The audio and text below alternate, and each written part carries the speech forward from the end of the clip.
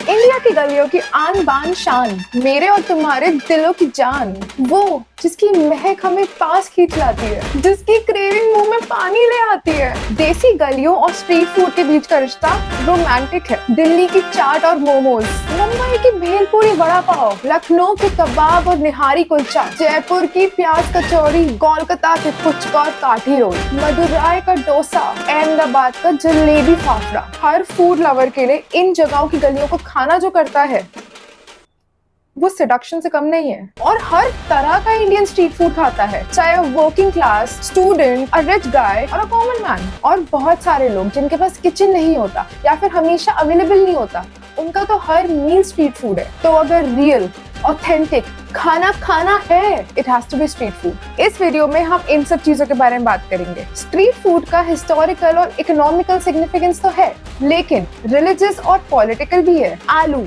Potato, जिसपे ज्यादा लोगों का ध्यान नहीं जाता, लेकिन इतनी सारी चीजों में यूज होता है। वो आलू जब वड़ा पाव बना तो कैसे 2008 में शिवसेना ने इलेक्शन जीतने के लिए यूज करा। और देश की गलियों में मिलने वाले स्ट्रीट फूड का एक काला सच। आई एम श्योर इस वीडियो के एंड तक तुम्हारा स्ट्रीट फूड को देखने का नजरिया बदल जाएगा, लेकिन एंड तक मत देखना, भूख लग जाएगी बहुत तेज।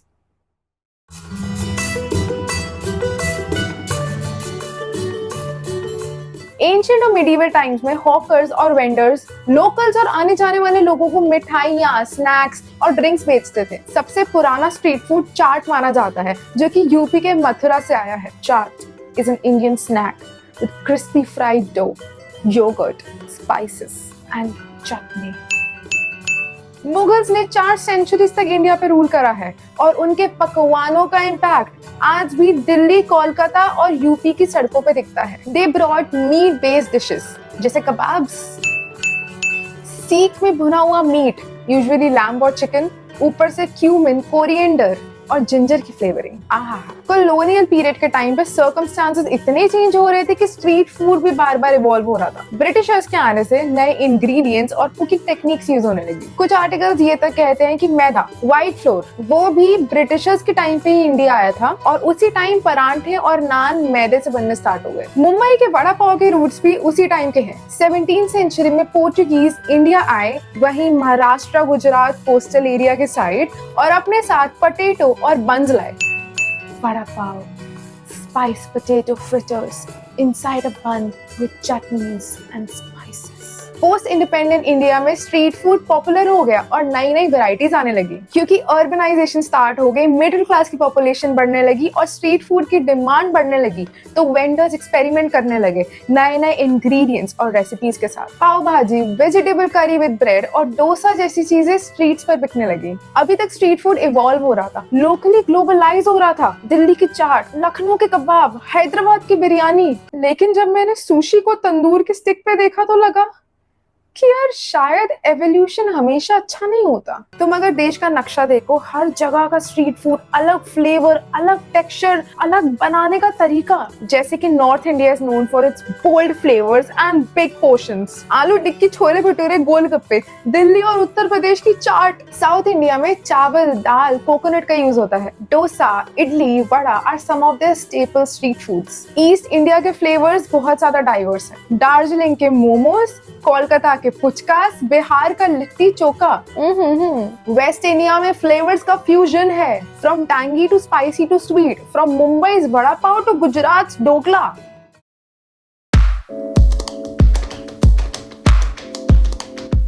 इंडिया में 6 से 10 मिलियन स्ट्रीट फूड वेंडर्स हैं और उनमें से 14% इनफॉर्मल इकोनॉमी का पार्ट है। इनफॉर्मल इकोनॉमी मतलब उन्होंने कोई प्रॉपर ट्रेनिंग नहीं ली और उनकी इनकम मोस्टली ट्रैक नहीं होती। और स्ट्रीट फूड इकोनॉमी अकेले 8,000 करोड़ कमाती है रोज। इंडिया की जो फूड सर्विस मार्केट है वो बहुत हाई रेट से ग्रो कर रही है और अगले साल तक 1800 बिलियन तक जा सकती है। पर क्योंकि स्ट्रीट फूड मार्केट फ्रैगमेंटेड है, रेगुलेटेड नहीं है, so it's difficult for the vendors to be a part of that growth. Thailand और इंडोनेशिया जैसे कंट्रीज ने अपने हॉकर्स और स्ट्रीट वेंडर्स को डिजिटाइज करा है, रेगुलेट करा है, जिससे उन वेंडर्स का प्रॉफिट तो बहुत बड़ा, लेकिन कंट्री की भी काफी ग्रोथ हुई। इंडिया भी सिमिलर पाथ पे है, लेकिन हम जब इसके क्लोज आ जाएंगे तो वेंडर्स और इकोनॉमी दोनों इसके बेनिफिट्स रीप करेंगे। देश के सारे स्ट्रीट वेंडर्स में से कुछ ही हैं जो लाइसेंस्ड हैं। स्ट्रीट फूड के लो प्राइसेस की वजह से कई बार हमारी इकोनॉमी प्रिजर्व हुई है और हर वेंडर की लाइसेंसिंग का जो कॉस्ट है वो ले दे के कस्टमर पे ही आएगा और स्ट्रीट फूड का कोई ऑल्टरनेटिव भी नहीं है। काफी सारे लोग हाइजीन की वजह से भी स्ट्रीट फूड अवॉइड करते हैं। Sanitation, quality, surroundings, open air is not the most ideal for food to be cooked and eaten. और देश के कई पार्ट्स में क्लीन स्ट्रीट फूड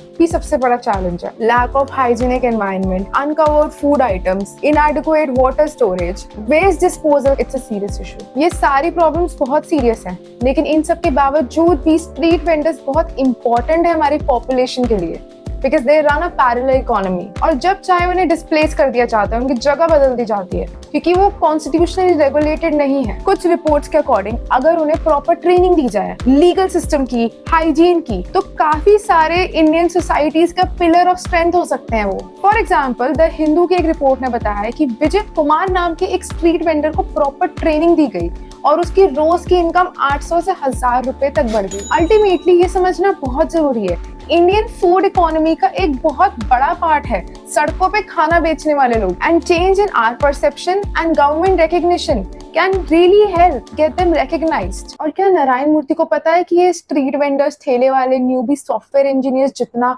या उनसे ज्यादा कमाते हैं बिना 70 घंटे काम करें? देश के बाकी फूड आइटम्स और क्यूजीन की तरह स्ट्रीट फूड पे भी रिलीजन का बहुत गहरा इम्पैक्ट है। 2011 के सेंसस के अकॉर्डिंग इंडिया में सबसे बड़ा रिलीजन हिंदुइज्म है, making up 80% of the population, followed by Islam and then Christianity. और इन तीनों रिलीजन में खाना स्पिरिचुअल प्रैक्टिसेस का एक बहुत जरूरी पार्ट है क्योंकि खाने से हया की सेट होती है। For example, upper caste Hindus are mostly vegetarian. Christians और मुस्लिम्स के कुछ ग्रुप्स में मीट कंजम्पशन माइनॉरिटी इन्फोर्स करने के लिए होता है। कंजम्पशन ऑफ मीट और बीफ भी डिफरेंट माइनॉरिटी सेट करते हैं। काफी हद तक इंडियन स्ट्रीट फूड वेजिटेरियन है, जो कि इंडिया की मेजॉरिटी पॉपुलेशन को सिग्निफाई करता है। कई बार रिलीजियस और पॉलिटिकल मूवमेंट स्ट्रीट फूड का यूज करते हैं। When, where, what kind of street food will be sold, इससे इन्फ्लुएंस इन्फोर्स होता है। अगर इंडियन क्विजीन, कुकिंग मेथड्स और फूड को एक मैप की तरह दिखाया जाए तो एब्स्ट्रैक्ट आर्ट लगेगा। कोकोनट रिच फूड से लेकर राजस्थान के स्पाइसी थालीज तक, दार्जिलिंग के मोमोज तक और दिल्ली की चाट तक, it's a fusion of flavours.